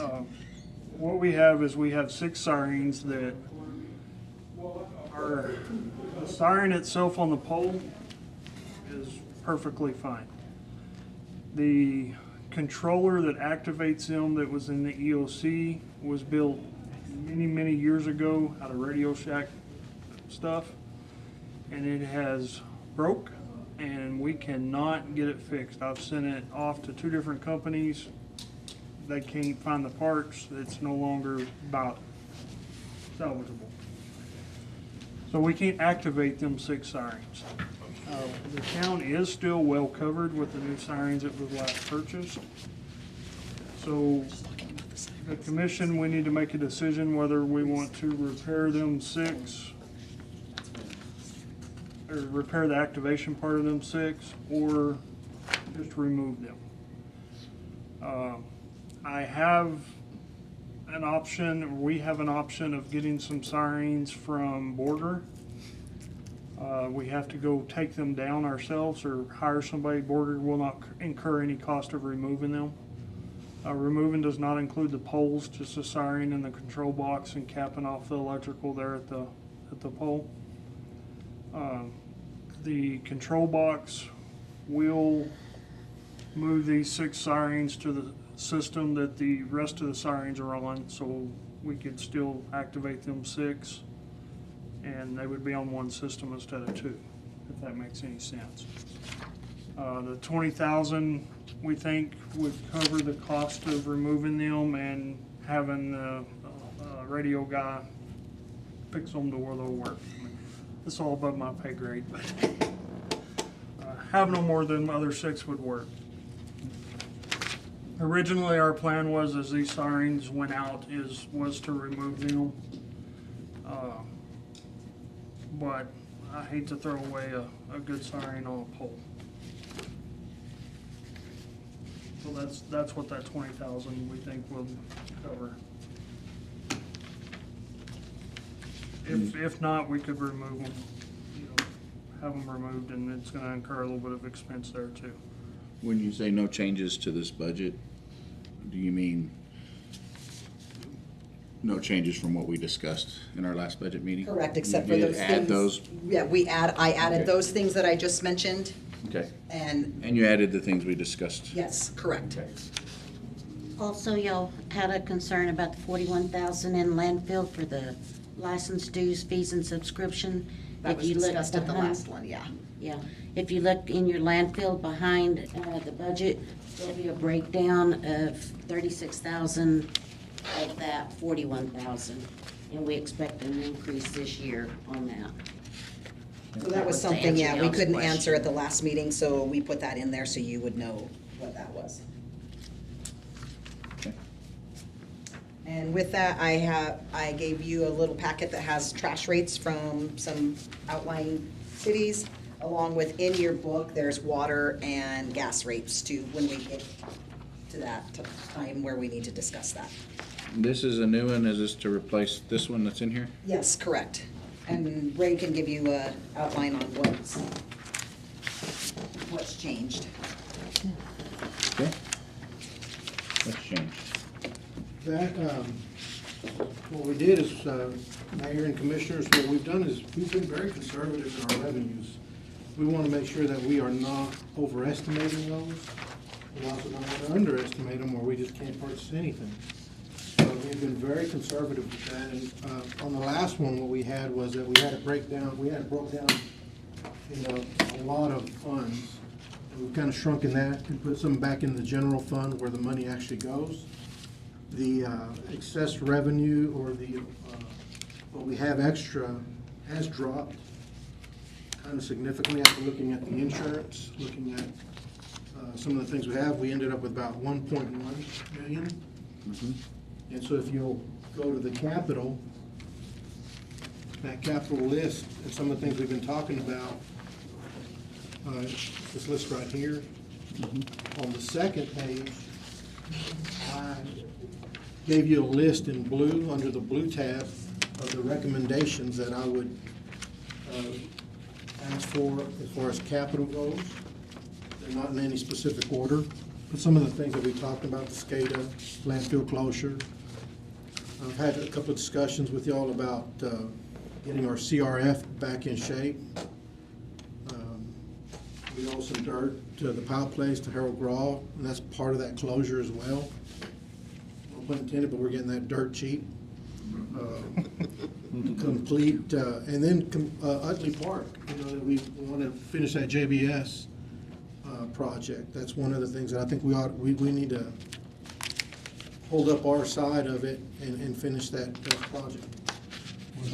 Will that finish that project? I don't know, Commissioner Sims, I'm just trying to think about how much is left in the JBS grant and probably what we need to finish. Which page are you referring to, Ray, again? I'm sorry. Y'all have this right here, it should be under capital, right behind This, the capital. this right here, Tommy. He handed it with that, it was with all the stuff that they gave us before we got here. It's a single page. It's a single not page. That one right there, yes, sir. Okay, I was looking at my book. I'm sorry. Okay. So again, the first one is our recommendations. We can change these however y'all would like, but it's kind of our priorities. The second tab, what's in orange, is what's already in the budget that we discussed during our budget sessions. So those items are already included in the budget. But I went ahead and put them in the capital outlay anyway. The third, that's in green, and these aren't in any particular order either, are, hey, if we see that the revenues are getting better, or we end up with a surplus, or we're doing better next year, we'll come back to you and say, hey, I think we can do these things as well. There are a few things in that bottom list that are pretty important. You know, the vehicles. I know that some of the departments are needing the vehicles. The mayor and I had a meeting about the street light at Maddox that we're kind of holding off on. The seal coating, adding the seal coating back in there, a little bit more money. Then the siren repair, I think that's a good idea. I think that we might be able to pull that one off anyway. So I think Commissioner Brooks and I have been talking that for a couple of years now. And I'd like to salvage them. I don't really want to pull them off if we don't have to. And that's why we haven't done it, because I think when I took over, that was the plan, is, hey, just take them down and be done with it. But if we can salvage them and have a little bit more redundancy for those sirens, then we can do it. And I think as we move south, we'd like to see about putting one to the south at the Powell Place area. Right now, one of them that we're trying to salvage is there at the warehouse, which is gonna cover that area where we're expanding out. And I'm not 100% sure that we got strong coverage in that area with our other systems. So that one definitely we need to look at. One thing that's come up this week is we have an opportunity to buy some modular buildings, those office buildings. I shared it with Commissioner Sims, Mayor Pro Tem Sims. These are 4 sections. We can get them from Spytech. I don't know if y'all have seen them. They're up there where the proposed area for the warehouse is going to go. And we know how bad a shape our scale house is down here by the landfill and how much needed they're going. Isidro and I have this plan of moving some of those departments out of the warehouse and housing them down there by the landfill, because we're gonna have so much space. There's already a lot of space down there that we could utilize. I think this price that we have here is not only to purchase them, but also to move them. They're enormous. There's 10 offices in there and a huge conference room that's about the size of this room, I think. I think they would work really well. That way we could give the water department a little bit better space, actually give the wastewater people a little bit more space. They don't even have anywhere to really work. So we could put all kinds of departments, even possibly the Parks Department over there. But there is a lot of unutilized space down there at the landfill that we could probably use, even after it closes. You know, in the 5-7 years, I don't know, whenever we're finally moved back to Keith Road or go to Keith Road, there'll be a lot of space out there for us to do a few things. If you've done them buildings, would it be possible to get some people out of the rental buildings? Out of which ones? Out of the rental buildings. The rentals? No, well, no, not really. I don't know that would be the spot for, who we have over there, sir, is just code enforcement. And I don't think that I would really like code enforcement down there by the landfill. I'd like Public Works to be together, but probably keep code enforcement with admin. Code enforcement has citizens coming in it, right? Yes, sir. The main reason for that. Yeah, good point. We also have a metal building that we took down on Main Street that we could add to these buildings, you know, for a shop or a storage for, you know, that would go along with this building. Yeah, right next to it or somewhere there that probably even Parks could utilize. And so this price you have here, is that one modular building, or is that? No, it's for all 4, sir. It's one big section. I've taken a picture of it. I probably should have posted it. It's in really good shape. And we've been looking at it before, and it just didn't know if it's gonna work out, and then all of a sudden it's come up.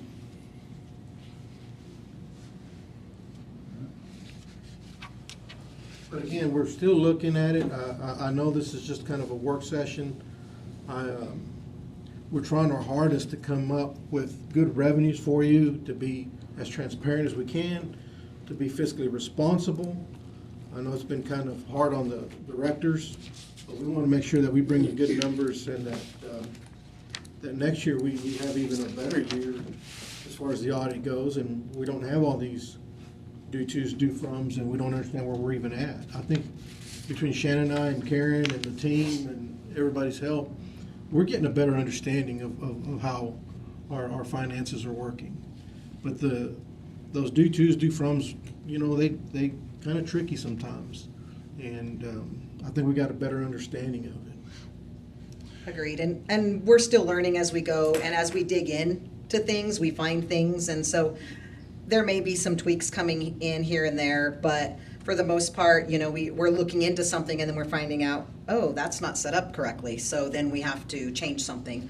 But so far, what we have found and what we've changed is in there. You guys know about it now, but as we find them, we will be transparent and let you know what is found and how we're going to change it or whatever, but I'm sure that there are still things that we haven't found yet that we will find in the future, and we'll just make the adjustments as we go and figure it out when we find out what that is. Hopefully, it's nothing too detrimental to the budget.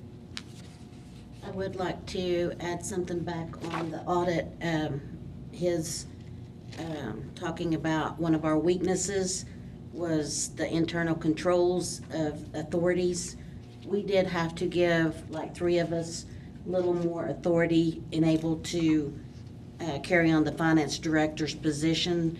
We had to increase mine and Monica and Maria's authority so we all could take on new jobs.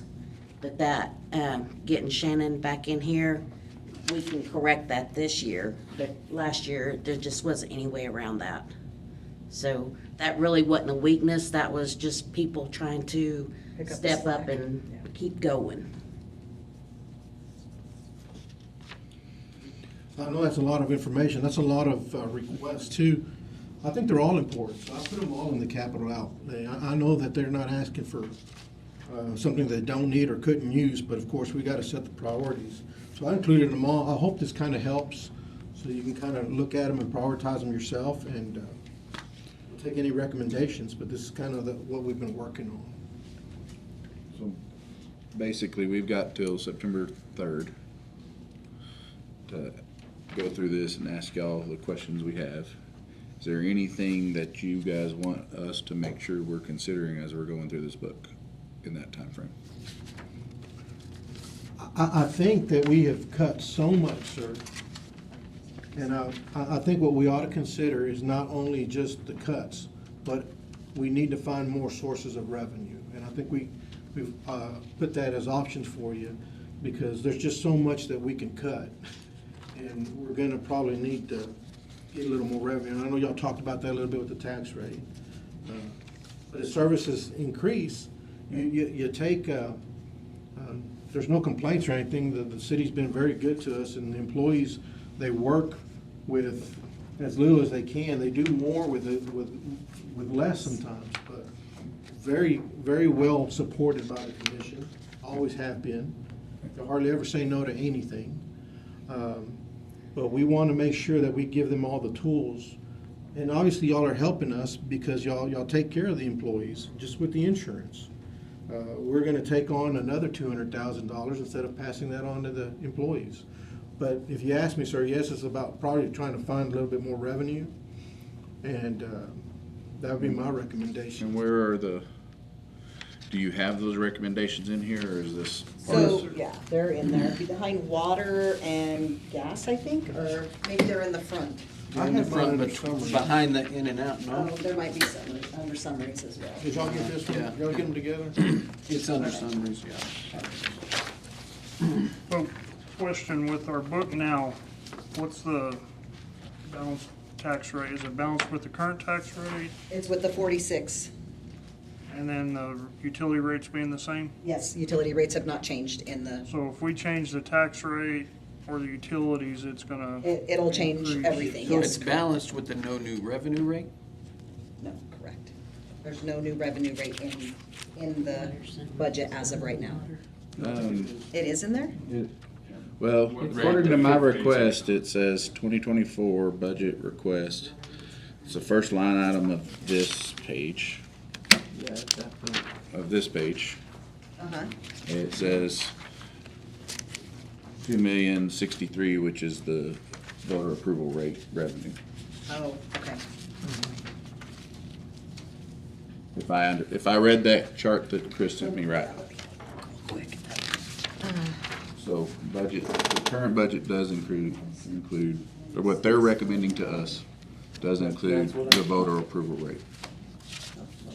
So, I noticed that too. Oh, okay. So while you're correct. I apologize, yes, Oh, you're fine. the 50. So if we don't go the voter approval rate, our budget's, We're gonna have to- more out of the budget. As you're looking at this, we'll have to look at places to cut about, what, 300, 400,000, 273,000. Utilities are the current rates. Correct, utilities are the current rate with no increase. On, this sheet that, this sheet right here from Chris, It's the tax rate. right up here, right up here. Do you have that one, sir? Do you have the updated one? It shows that's what, with the voter approval rate, how much it'll add, which is 273,000 it'll add to the budget, if we go to the voter approval rate. In your books, the proposed gas rates is behind gas. It's this green page, and the water is a blue page behind water. Okay, It is like that, it's both ways. Yeah. I saw But those, I it's just already wanted to been make sure behind that's what that was. Water and sewer, or the water and gas too. Yeah, it's both. It's under both. And I think what we were looking at, what Shannon was looking at, is like 25 cents to the water, what that would do. If you're on the water. Yeah, so the water was a 25 cents, which is like about a 7% increase. The gas is a little harder to kind of establish, but if we did like a 7% increase there, you'd see like that's kind of a 70 cents. Again, it's give or take depending on how much we want to increase, but that's kind of where my thought was at. I don't feel like 25 cents is a bunch to add, but when you come up to gas, and if you do that same percentage, 70 cents is a little bit. So that may be something that we look at.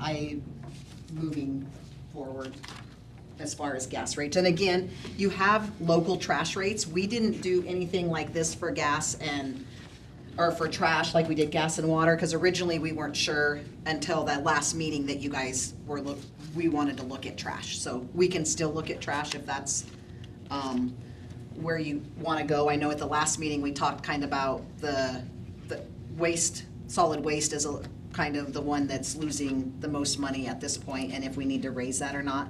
But from talking to everybody else, my understanding is we have the highest trash rates as it is locally, so. Well, and what we're looking at, we just need to understand Right. where we gain and where we lose. Yeah. It's not so much Correct. that we're saying Yes. we gotta get it, but we do need to understand where it comes from. Yeah. And so, So y'all's recommendation is about the 7% on both? And I think it depends on what we want to get to. How much more do you want to add to the capital? What do you want to approve? What do you want to move up? And we can keep looking, we can keep digging, we can keep working on it for our next meeting. But if we want to add a lot of these items down here, then we have to look at that. I think that's the way to do it, right? Is to see what we want, what we need, really. And that would See tell how you much how much we you need to increase. raise. well, I mean, when I look at the budget, y'all's job is to propose what you think you need and what you would like us to consider, and then we have to make the hard decision on what we feel like is fair to the city and fair to the citizens. And so, when I look at our budget for next year, the things that concern me and that I hope the commission is looking at when we make whatever decisions we make is I really feel like our priority needs to be, number one priority needs to be water. It showed multiple times this summer that we need to shore up our water service reliability and our capacity. As our city has grown, we have not increased capacity. And as our city's grown, the water table has decreased. And we're not at a point to be scared to death at this point. But if we don't take that seriously, we put our city at risk. Unfortunately, there's been too many times this year. And so finding alternate sources in different directions, I think, is the number one priority that we need to consider for the longevity of the city. But as we're considering the budget, you know, the thing that I'm going to be considering first and foremost is how do we protect our city on the resources side moving forward. Not only for the next couple years, but for the next 30 years. Because we're not going to gain water in our table. And so, unfortunately, the city doesn't have a ton of cash to go out and buy all the water resources we want, develop them, and put them on the system. And that takes a significant amount of money to do. So, we have some money in our savings for some of that, but it doesn't take long to get through that, and so we need to consider the longevity there. And I don't know what that answer is, but those are the things that I'm going to be considering. Or that's the number one thing I'll be considering. And just from the proposed that we were just talking, the tax rate at 50, the water rate at 25 cents, and then the gas rate at the 70 cents would increase our revenues by about 800,000. All of them together, not separate. Get about 200,000 from each one, if increasing from the our recommend. But the way the budget is set right now, how we have that 1.1 excess already includes the. Just the tax rate. Just the tax rate. 273. That's a two. And I'm happy if you want me to change that and send that out to you and show you what it looks like if we stay at the 46 cents. I'm happy to do that as well. And actually, I can change that right now and give you a total, what that would look like if. Basically, that'd put us at 900. Each penny's Right, worth yeah, about instead of, correct. Yeah, 65,000. A little under 900, like Right. 870 something. It's about correct, 207,000. yeah. So, anyway, but got a lot to consider. You know, the other thing we got to consider too is, in a lot of ways, there's several in our community that are struggling, income-wise, and with the cost of inflation and those kind of things, and so a lot for us to consider. Chris, is the school district and all them going to voter approval, or do you know? The vast majority of the taxing units are going to the voter approval rate so far, yes. Seems that everybody's kind of scraping for that extra. Sunray and Cactus as well? City Center is going to voter approval rate, county intends to go to voter approval rate, Cactus intends to go to voter approval rate. So if we done that, we're not the only ones getting yelled at? No, sir. Anything above the no new revenue rate, you will have to read the statement that says you're raising taxes. The one thing I can say for certain, being on this commission for the number of years I have and having the opportunity to be mayor for the last 5 years, is that this commission has always made decisions that we can defend, where that money's going to and how it's benefiting the city. And I would expect nothing less for this budget. That's why we get paid the big bucks to make these hard decisions. So, none of us enjoy this time of year, I think. So, anyway, any other discussions on the budget? I just wanted one question. You were proposing or just put out a gas rate increase. What was that? So it ends up, and I was just going with the 7%, because 25% or 25 cents of the water rate is like 7.12. I just went with the 7.13 at the gas rate, just because it was the same percentage. It doesn't necessarily have to be that. I was just trying to figure out how to make it equal, and so I just went with percentage versus 25 cents and moving across the board.